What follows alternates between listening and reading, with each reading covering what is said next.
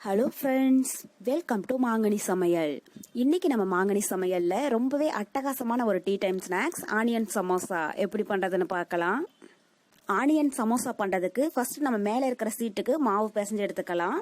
அதுக்கு ஒரு மிக்சிங் பவுல்ல 1 கப் கோதுமை மாவு, கூடவே 1 கப் மைதா மாவு, இது கூட 1 டேபிள் ஸ்பூன் எண்ணெய், அப்புறம் இந்த மாவுக்கு தேவையான அளவு உப்பு இதெல்லாம் சேர்த்திட்டு ஒரு டைம் நல்லா கலந்து விட்டுடுங்க. நான் 1 கப் கோதுமை மாவும் 1 கப் மைதா மாவும் எடுத்திருக்கேன். உங்களுக்கு மைதா மாவு வேண்டாம் அப்படின்னு நினைச்சீங்கன்னா அதுக்கு பதில் கோதுமை மாவு கூட சேர்த்துக்கோங்க. அதுவும் டேஸ்ட் ரொம்பவே நல்லா இருக்கும். பாருங்க, இந்த அளவுக்கு நல்லா கலந்ததுக்கு அப்புறமா கொஞ்சம் கொஞ்சமா தண்ணி சேர்த்து நல்லா சாஃப்டா சப்பாத்தி மாவு பதத்துக்கு பிசைஞ்சு எடுத்துக்கோங்க. மாவு ரொம்பவே ஹார்டாவும் இருக்கக்கூடாது, இலகன மாதிரி இருக்கக்கூடாது. கரெக்டா சப்பாத்தி மாவு பதத்துல பிசைஞ்சு எடுத்துடுங்க. பாருங்க, இந்த அளவுக்கு இருக்கிற மாதிரி மாவை பிசைஞ்சு எடுத்துக்கோங்க. இப்போ இது காயாம இருக்கிறதுக்காக கொஞ்சமா எண்ணெய் தடவி விட்டுறலாம். கொஞ்சமா எண்ணெய் அப்ளை பண்ணிட்டு ஒரு மூடி போட்டு மூடி வச்சிடுங்க. அரை மணி நேரம் மாவு நல்லா ஊறட்டும். அதுக்கப்புறமா நம்ம சமோசா சீட் ரெடி பண்ணி எடுத்துக்கலாம். அரை மணி நேரம் இருக்கட்டும். இப்போ அரை மணி நேரம் போல ஆயிடுச்சு. மாவும் நல்லா சாஃப்டா ஊறி வந்திருக்கு. நீங்க எப்பயுமே சப்பாத்திக்கு பிடிக்கிற மாதிரி கொஞ்சம் பெரிய சைஸ் உருண்டையாவே பிடிச்சு எடுத்துக்கோங்க. ஏன்னா ஒரு சீட்டை நம்ம 4 கட் பண்ண போறோம். அதனால கொஞ்சம் பெரிய சைஸ் உருண்டைகளாவே உருட்டி எடுத்துக்கோங்க. இப்போ எல்லா மாவையுமே உருண்டை பிடிச்சி எடுத்தாச்சு. அடுத்தது இப்போ கிச்சன் டாப்ல கொஞ்சமா மாவு தூவி விட்டுட்டு நம்ம சமோசா சீட் உருட்டி எடுத்துக்கலாம். பூரி கட்டையில உருட்டுறதை விட நம்ம கிச்சன் டாப்ல உருட்டும் போது பெரிய சீட்டா உருட்டிக்கலாம். நமக்கு சீக்கிரமாவும் வேலை முடிஞ்சிடும். நான் ஒரு சீட்டை 4 கட் பண்ண போறோம். அதனால நல்லா மெலிசா பெருசா உருட்டி எடுத்துக்கோங்க. மொத்தமா இருக்கக்கூடாது. சப்பாத்தி மாவு உருட்டுறீங்களா, அதை விட நல்லா மெலிசா இருக்கிற மாதிரி உருட்டி எடுத்துக்கோங்க.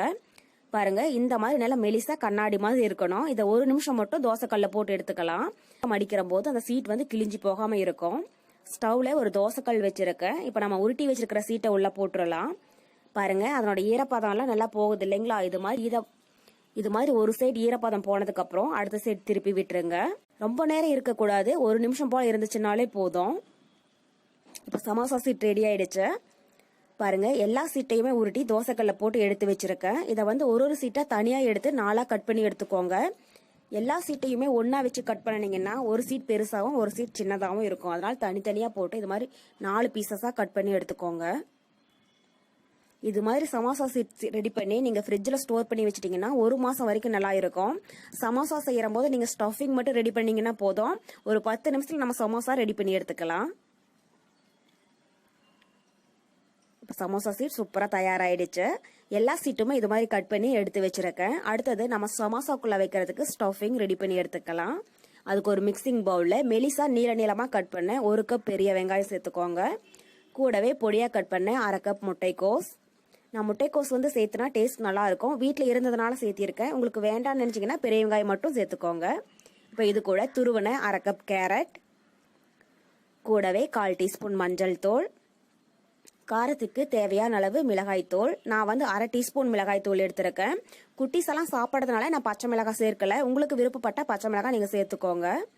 இது கூட 1/2 டீஸ்பூன் தனியா தூள், 1/4 டீஸ்பூன் சோம்பு, அப்புறம் பொடியா கட் பண்ண கொஞ்சம் மல்லி இலை, பொடியா கட் பண்ண கொஞ்சம் கருவேப்பிலை,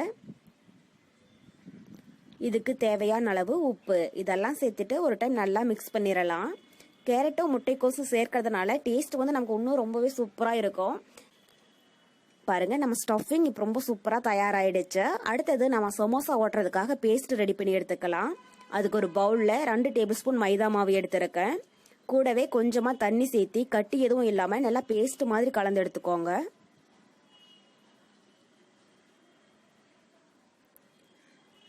பாருங்க, மாவு இந்த அளவுக்கு நல்லா திக்கா இருக்கிற மாதிரி பேஸ்ட் பண்ணி எடுத்துக்கோங்க.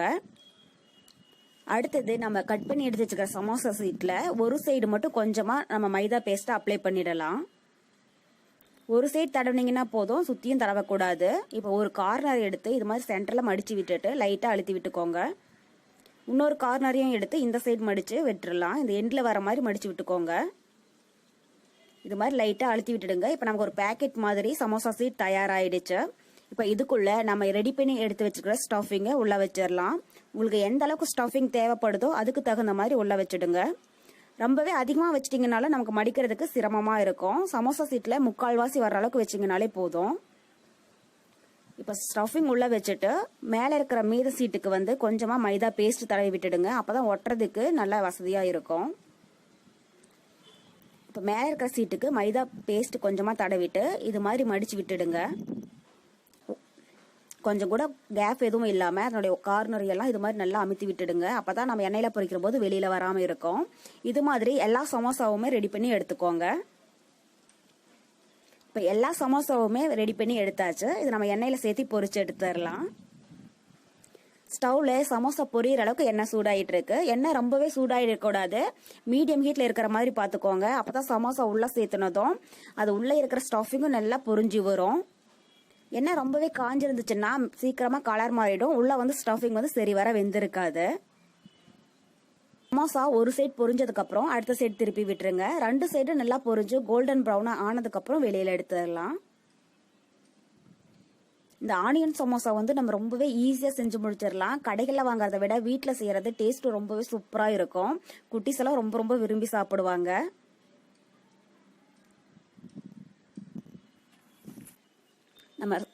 நம்ம ஆனியன் சமோசா 2 சைடும் நல்லா பொரிஞ்சு கோல்டன் ப்ரௌனா ஆயிடுச்சு. இந்த ஸ்டேஜ்ல நம்ம வெளியில எடுத்துடலாம்.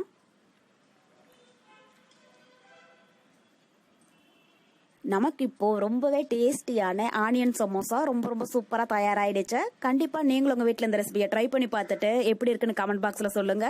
என்னுடைய இந்த ரெசிபி வீடியோ உங்களுக்கு பிடிச்சிருந்தா மாங்கனி சமையலுக்கு சப்ஸ்கிரைப் பண்ணுங்க. நன்றி.